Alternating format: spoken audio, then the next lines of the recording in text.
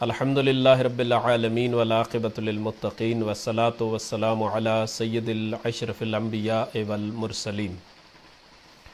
وعلی آلہ الطیبین الطاہرین المعصومین المنتجبین المنتخبین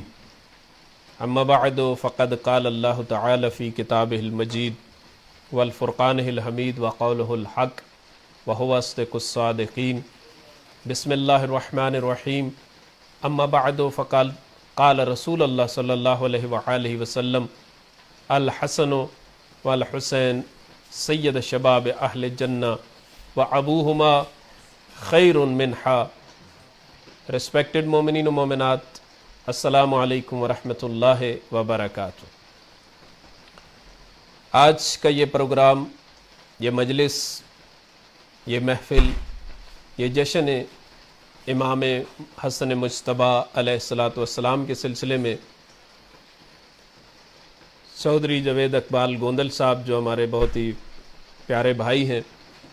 ان کی طرف سے ہے اور ان کے ہی گھر پہ ہے۔ مالک سے دعا گو ہوں کہ مالک بحق زہرا سلام اللہ علیہ جاوید بھائی کو ہمیشہ محبان اہل بیت علیہم السلام میں شامل فرما اور ان کے گھر پہ ہمیشہ اپنی رحم و کرم کا نزول وافر مقدار میں فرما۔ اور میں تمام اپنے سامعین جو آن لائن پوری دنیا سے دیکھ رہے ہیں اور امامیہ شاہ نجف پیرس فرانس کے تمام سامعین سب سے اپیل کرتا ہوں کہ تمام جاوید بھائی کے لیے اپنی خصوصی دعائیں کریں اور آپ کے مرحومین کے لیے بھی دعا کریں۔ اور انشاءاللہ آج ہم پیرس سے بہت دور آئے یہاں پہ جاوید بھائی کے گھر پہ مولا عباس علیہ السلام کا علم لہرانے کے لیے اور یہ جشن شہزادہ امن امام حسن مجتبیٰ علیہ السلام پڑھنے کے لیے۔ رسول خدا صلی اللہ علیہ وآلہ وسلم اپنی حدیث مبارکہ میں ارشاد فرما رہے ہیں کہ الحسن والحسین سید شباب اہل جنہ وابوہما خیر منہا، کہ میرا حسن اور میرا حسین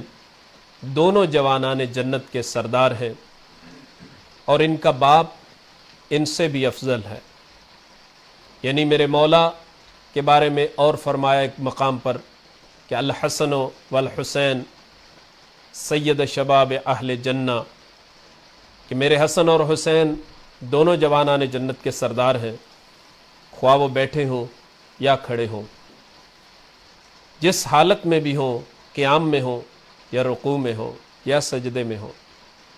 امام ہیں وہ۔ یعنی محبت رسول خدا صلی اللہ علیہ وآلہ وسلم شہزادہ امام حسن مجتبیٰ اور امام حسین مظلوم کربلا سے اس حد تک تھی کہ ہماری اہل سنت و شیعہ کتابوں میں پایا جاتا ہے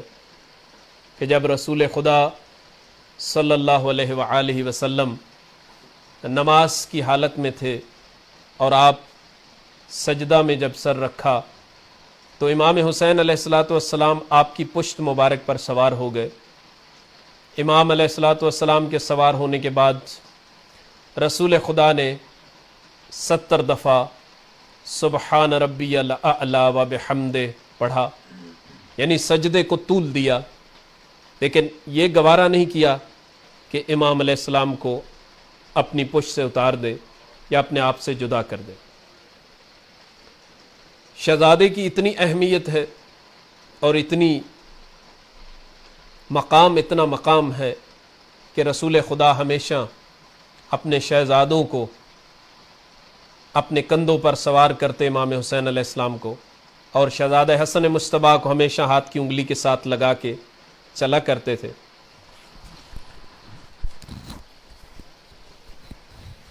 اور شہزادہ امام حسن مجتبیٰ علیہ السلام کو اپنے ہاتھ کی انگلی پکڑا کر چلا کرتے تھے، بلکہ بعض دفعہ تو روایات میں لکھا ہے کہ امام حسین علیہ السلام آپ صلی اللہ علیہ وآلہ وسلم کی زلفوں میں ہاتھ رکھ دیتے۔ یہ وہ زلفیں ہیں کہ جن کی پروردگار قسمیں کھاتا ہے، واللیل کی بل کھاتی زلفوں کو امام علیہ السلام اپنی سواری کی لجام بنا لیتے۔ لیکن رسول خدا نے ہر جگہ پہ اپنے نواسوں کا مقام بیان کیا ہے. کبھی یہ کہا ہے کہ الحسین منی و انا من الحسین، میں حسین سے ہوں، حسین مجھ سے ہے اور میں حسین سے ہوں. بعض دفعہ لوگ سوال کرتے ہیں کہ مولانا صاحب یہ تو بات سمجھ میں آتی ہے کہ امام حسین علیہ السلام رسول خدا سے ہیں، لیکن یہ نہیں پتہ چلتا کہ رسول خدا کیسے امام حسین علیہ السلام سے ہو سکتے ہیں. تو یہ جواب جب شریعت مصطفیٰ خطرے میں آ گئی، جب یزید ملعون نے یہ انکار کر دیا کہ نہ کوئی وحی آئی ہے نہ کوئی قرآن اترا ہے، یہ سب بنی ہاشم کا ڈھونگ ہے، یعنی دین مصطفیٰ صلی اللہ علیہ وآلہ وسلم جب خطرے میں آ گیا اور لوگوں نے قرآن کا انکار کرنا شروع کر دیا، اس وقت امام عالی مقام نے اپنے آپ کو بلند کیا، اپنی آواز حق کو بلند کیا. اور امام عالی مقام نے کربلا میں آ کے جب تن تنہا دست بستہ فوجوں کے سامنے اپنے آپ کو کھڑا کر دیا اور اس وقت اپنے علی اکبر جیسے جوان دے دیے، اس وقت اپنے ابو الفضل العباس جیسے جوان بھائیوں کے بازو کٹوائے، بلکہ گھر میں جناب علی اصغر علیہ السلام جتنا نادان بچہ بھی تھا اس کی بھی قربانی دے کر دین مصطفیٰ صلی اللہ علیہ وآلہ وسلم کو بچا لیا اور پوری انسانیت کو بچا لیا اور پوری مسلمانیت کو بچا لیا. آج یہ شرم، یہ حیا، یہ غیرت، یہ دین، یہ سب کچھ امام عالی مقام نے جو کربلا میں کیا اس کی وجہ سے باقی رہا، اور پروردگار نے وہ عظمت دی ہے، وہ مقام دیا ہے کہ رسول خدا فرماتے ہیں الحسن والحسین سید شباب اہل جنہ و ابوہما خیر منہا، یہ دونوں جوانان جنت کے سردار ہیں اور ان کا والد ان سے بھی بہتر ہے، ان سے بھی بڑھ کر ہے. ایک روایت میں بیان کیا گیا کہ جناب حذیفہ یمانی رضی اللہ تعالی عنہ کا بیان ہے کہ میں نے حضرت صلی اللہ علیہ وآلہ وسلم سے کو ایک دن بہت زیادہ مسرور اور خوش پایا، تو میں نے عرض کی مولا آج اس خوشی کی وجہ کیا ہے، اس شادمانی کی وجہ کیا ہے کہ آپ بہت خوش نظر آ رہے ہیں؟ تو آپ نے ارشاد فرمایا کہ مجھے آج جبرائیل نے یہ بشارت دی ہے کہ میرے دونوں فرزند، میرے دونوں بیٹے حسن اور حسین جوانان جنت کے سردار ہیں اور ان کے والد علی ابن ابی طالب علیہ السلام ان سے بھی بہتر ہے. مورخین کا بیان ہے کہ ایک دن ابو سفیان حضرت علی کی خدمت میں حاضر ہو کر کہنے لگا آپ حضرت سے ہماری سفارش کیجئے، ایک ایسا معاہدہ لکھوا کے دے دیجئے کہ جس سے ہماری مرضی کے مطابق تمام معاملات طے پا جائیں. تو آپ علیہ السلام نے فرمایا کہ حضرت صلی اللہ علیہ وآلہ وسلم نے جو کچھ کہہ دیا، آپ جو فرما چکے ہیں اس سے کبھی بھی کچھ تبدیل نہ ہوگا. لیکن یہ بھی جانتا تھا سب کچھ. اس نے دیکھا کہ شہزادہ حسن مجتبیٰ جو اس وقت عمر میں بہت ہی چھوٹے تھے، ان کے قریب گیا اور ان کو اٹھا لیا اور ان سے یہی بات دوبارہ تکرار کی. تو شہزادہ حسن مجتبیٰ چونکہ بہت چھوٹے تھے، بچپن کی حالت تھی، آپ نے دوڑ کر اس کی داڑھی کو پکڑ لیا اور اس کی ناک کو مروڑ کر کہا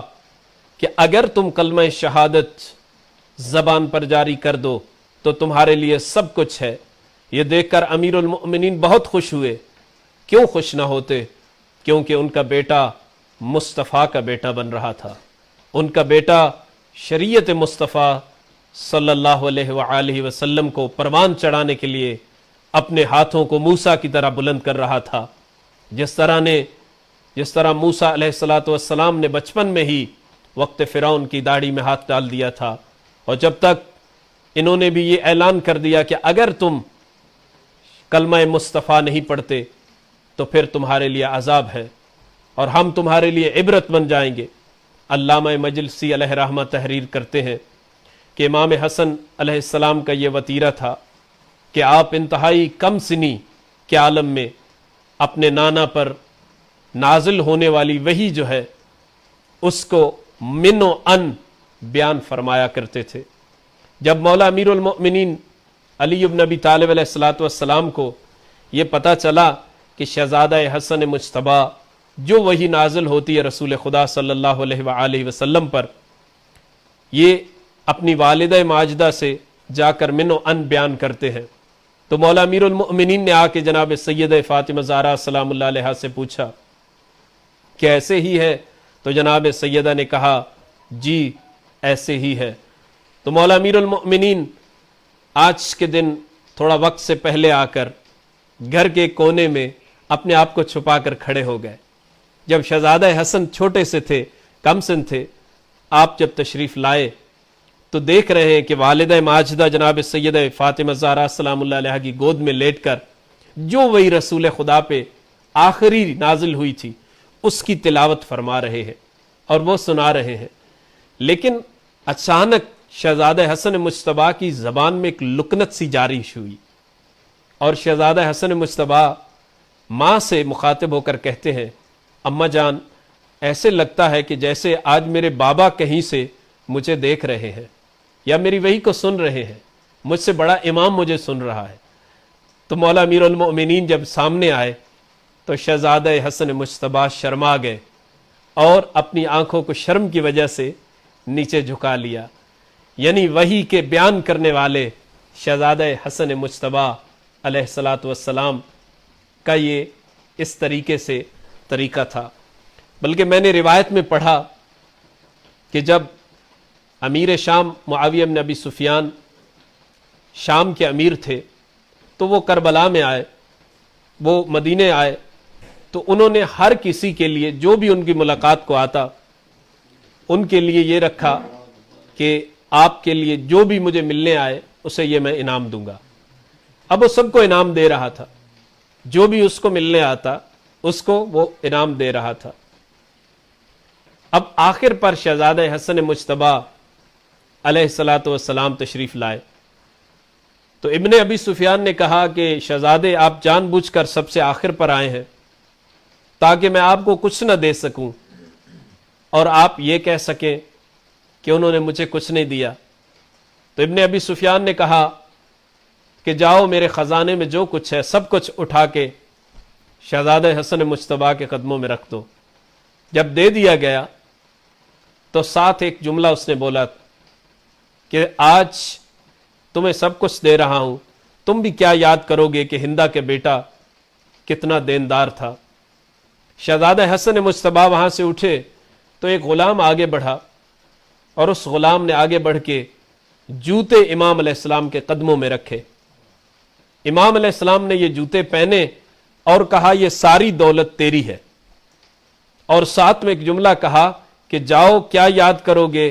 کہ میں بھی علی بن ابی طالب علیہ الصلاۃ والسلام کا کریم فرزند ہوں۔ یعنی یہ ہے شہزادے کی عزت، یہ ہے شہزادے کا مقام، اور ان کے والد کا مقام تو کیا کہنے۔ بلکہ میں ایک روایت میں پڑھ رہا تھا کہ ایک بار ایک سائل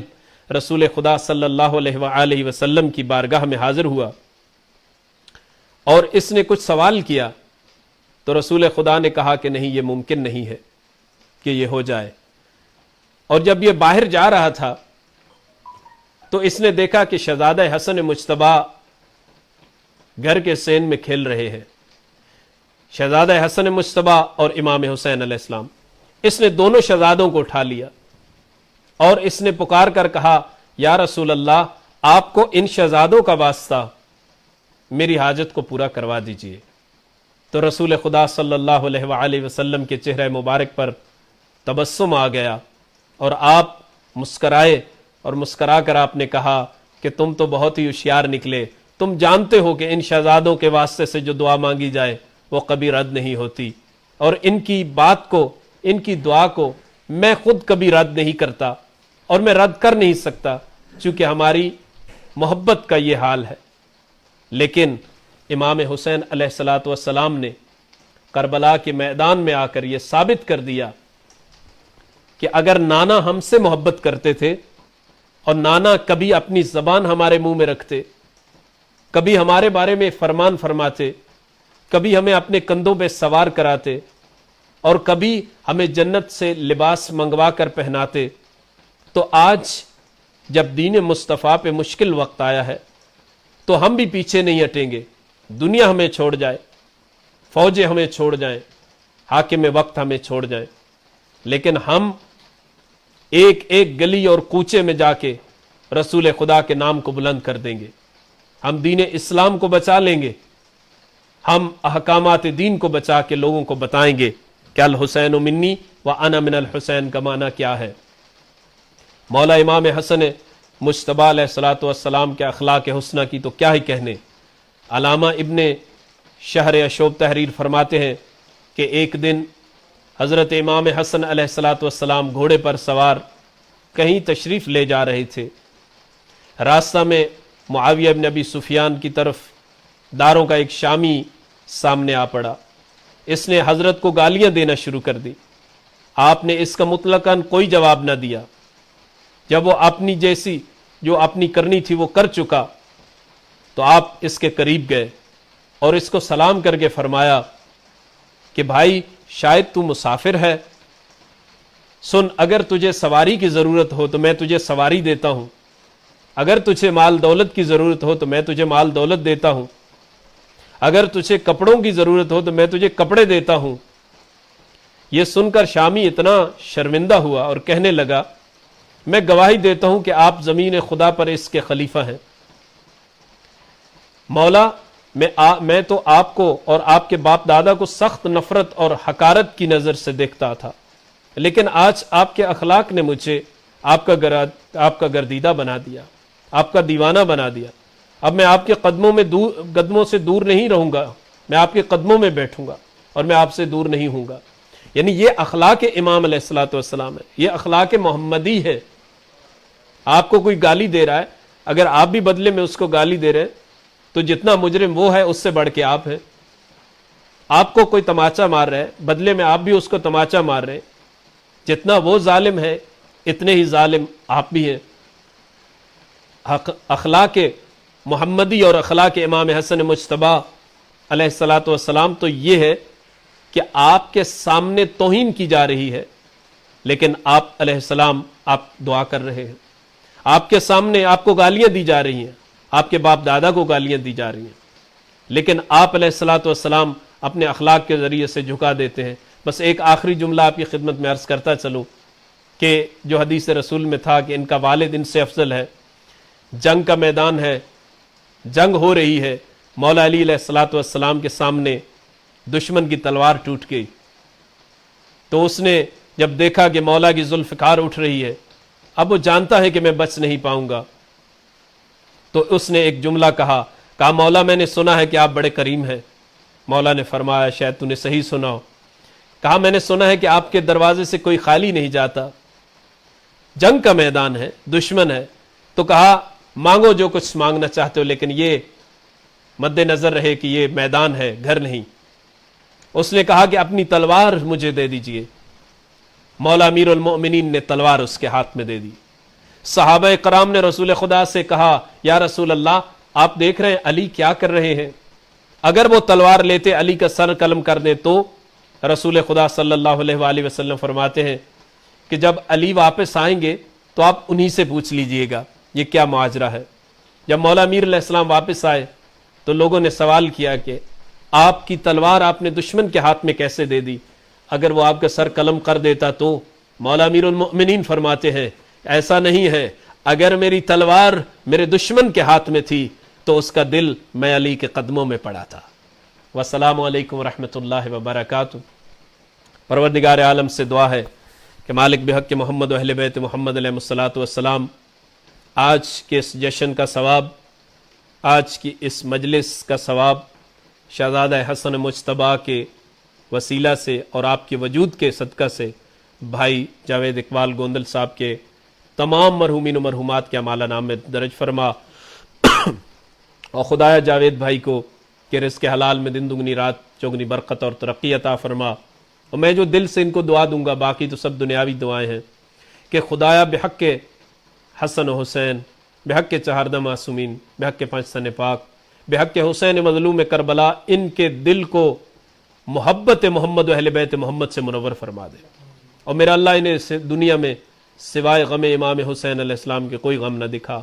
یا اللہ ان کے کاروبار میں، کام کاج میں برکت عطا فرما، انہیں شیطان ملعون کے شر سے پناہ عطا فرما، حاسدوں کے حسد سے پناہ عطا فرما۔ یا اللہ ان کے گھر پہ اپنے خصوصی رحم و کرم کا نزول فرما،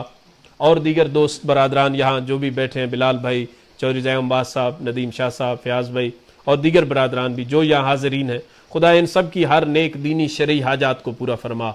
یا اللہ ہم سب کے مرحومین و مرحومات کی بخشش فرما۔ یا اللہ ہمیں دنیا میں محبت محمد و اہل بیت محمد نصیب فرما، موت کے وقت قبر میں اور یوم القیامہ شفاعت محمد و اہل بیت محمد نصیب فرما۔ یا اللہ جاوید بھائی کی اولاد کو راہ محمد و اہل بیت محمد پہ چلنے کی توفیق عطا فرما۔ یا اللہ انہیں محبان